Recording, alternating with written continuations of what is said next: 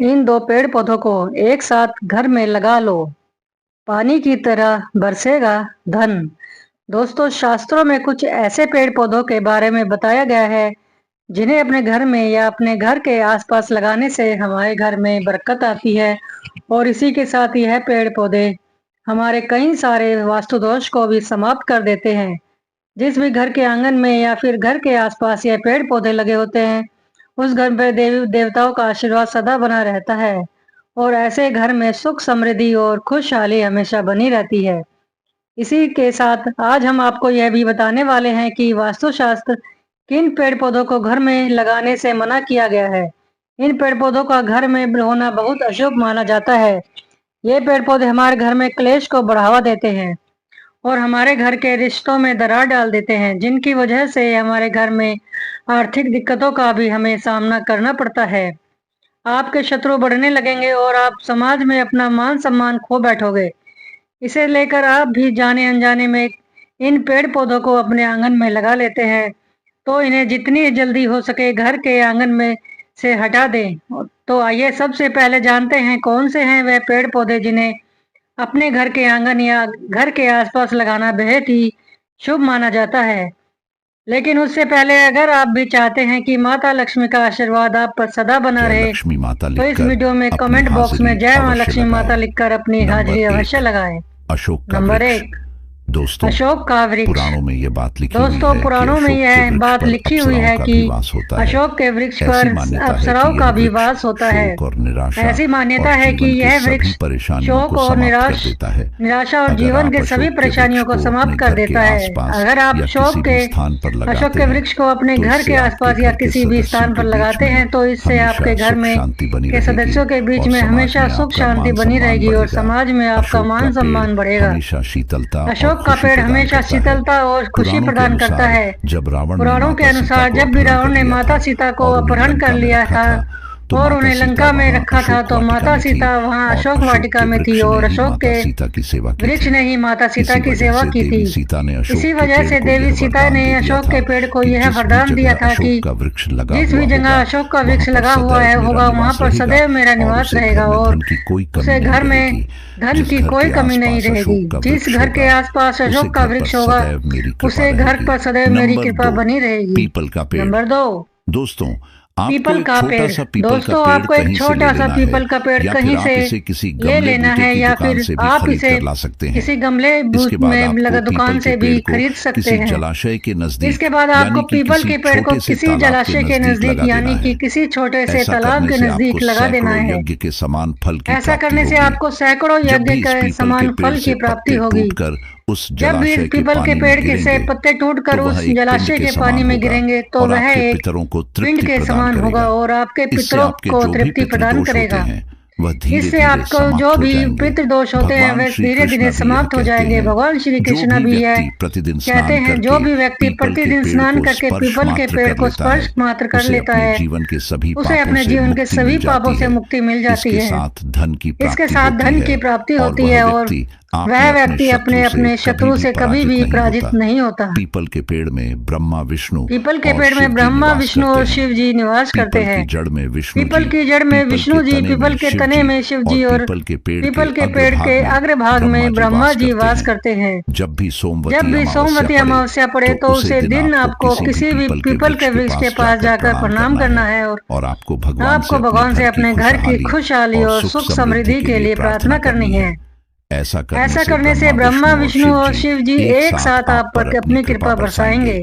इससे इससे आपको 1000 गुना दान के बराबर के फल की प्राप्ति होती है। शास्त्रों में बताया गया है कि पीपल के पेड़ से ज्यादा शक्तिशाली पेड़ इस धरती पर दूसरा कोई भी नहीं है, क्योंकि पीपल के वृक्ष में साक्षात श्री हरि का वास होता है।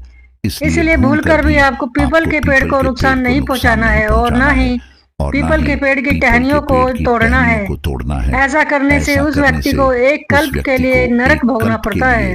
नंबर 3, नंबर 3, का पेड़।